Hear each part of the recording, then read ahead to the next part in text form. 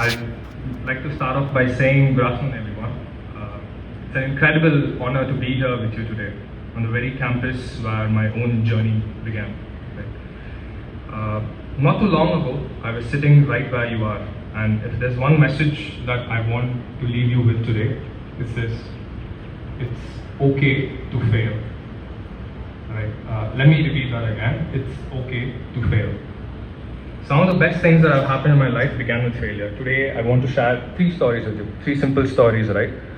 3 stories of failures, 3 stories that happened within these hallowed halls of VIT, and the surprising places that they led me to. The first story is from my first year of college, my first computer science lab exam. I don't remember the questions exactly, but I'm sure there were problems that every first year students should be able to solve. I watched my classmates finish one by one. I meant the exam, submit their code, pack up and leave. I sat there still staring at my screen while the clock ticked on. The cursor blinked like it was judging me. Nothing was working. I had no background in coding before college, and in that moment, it showed. Everyone in my college solved the problems. Everyone except me. After the exam, I was too embarrassed to even tell my friends what had happened. Right? The shame was crushing. But that night, something shifted in me. I made a decision. I locked myself in the room and started coding. And I did the same thing the next day, the day after, and the day after that. 10 hours a day, 12 hours a day, 14 hours a day. It did not matter. My life became simple: classes, code, sleep, repeat. And for 4 months, that's all I did. My friends thought I'd lost my mind. Maybe I had. But by the end of the semester, something had changed. In my final computer science lab exam, I became one of the very few students who could finish the exam. That failure taught me something important. Being bad at something isn't permanent. It's just a starting point. Second story happened a few months later. I believe I'd become a decent coder by then, confident enough to walk into my first hackathon ready to prove myself. I thought I was prepared for anything, right? Spoiler, I wasn't. I couldn't even code up a simple application. Again, I sat there staring at my screen trying to conjure up something, anything, but nothing worked. And I walked away in defeat. This time, the feeling was familiar, the been there, done that sort of feeling. I understood what I lacked. I went back to learn it. I also found a community. I joined a student chapter where I met people who were passionate, driven, and far more skilled than I was. Well, some of them. I made friends and we started attending hackathons together. What followed was some of the most transformative years of my life. We attended hackathon after hackathon, experimenting with artificial intelligence, blockchain, social network, drones, anything we could imagine, really. We pushed each other, we challenged each other, and something happened. We started winning. Not just sometimes, every single hackathon we attended, mostly. Years later, those same hackathon teammates became my co-founders. The friendships forged in those late night coding sessions became the partnerships that would eventually raise over $20 million. I learned that success does not happen in isolation. Find your tribe, learn with them, lose with them, and win with them. The third story, it's not about me, it's about my friends. One of my friends had her future perfectly planned out, a biotechnology degree from VIT, then a master's in Canada, right? And then COVID happened. Everything fell apart. Her admit was cancelled, her dreams dissolved, she was stuck at home feeling like a failure. Just to stay busy, she joined a statistics course online. It required a little bit of coding, something she had never done before. And that's when the magic happened. She fell in love with programming. Her biggest failure became the detour that led her to her true calling. But again, right, how often does it happen, right? But that's the thing here, right? Her story isn't unique.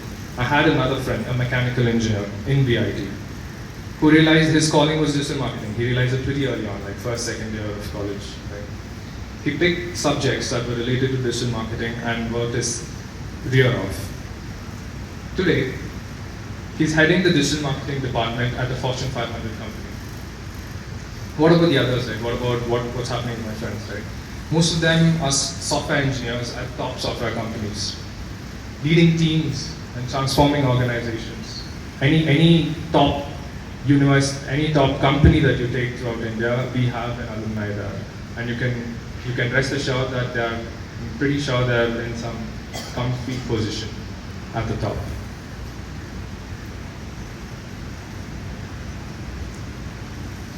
Yeah, again, another friend of mine is a lead researcher at an AI startup.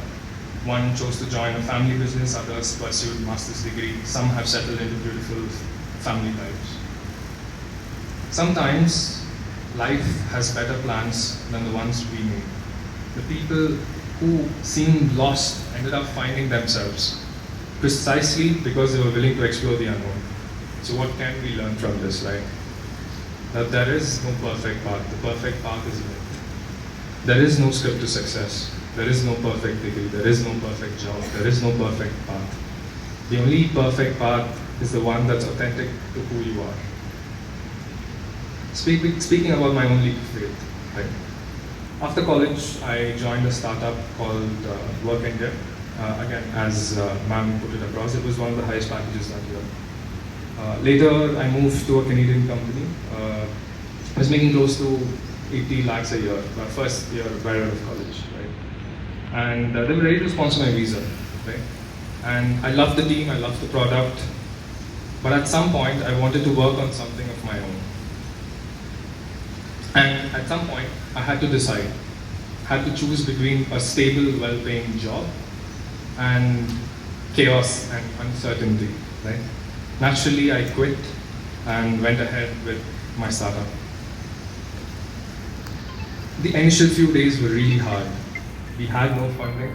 We were burning through our savings.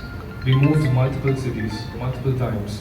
We moved to Singapore, Dubai, Bangalore.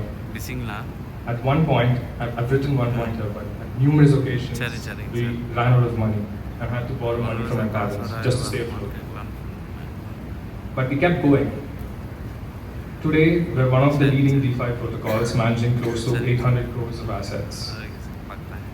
This wouldn't have happened if I hadn't failed my first exam, or my first hackathon, or watched people around me fail and rise again. Now, it's your turn. You're sitting here today at the threshold of infinite possibilities. Over the next 4 years, you'll gain more than just a degree. You'll discover the tools to build whatever future you can imagine. Don't wait for that teacher to, teach you anything, right? We are living in an information age. If you want to learn anything, it's available online. There is someone or some course that's out there that is geared and technically what you need, right? Go and claim it. Don't wait for things to come to your hand. Again, right, some of you here will, by the end of the 4 years, will become engineers, some entrepreneurs, some will go abroad, some will switch fields, some will take years to figure it all out. And that's okay. Trust me, I'm still figuring things out, and my parents are still asking me when I'm getting a real job. But here's the truth. There is no perfect path. Stop chasing someone else's definition of success. Find your own. Fall down, get up. Fall again, get up stronger. Be curious, be kind, be obsessed with learning. Find people who push you to be better. Don't be afraid to start from zero, over and over again. Remember, competence is not a gift. It's a choice followed by consistent action. So go make that choice today, tomorrow, and every day after that. Build things, break things, ask questions that don't have easy answers. Take yourself seriously enough to bet on your dreams. And remember, it's okay to fail. Thank you.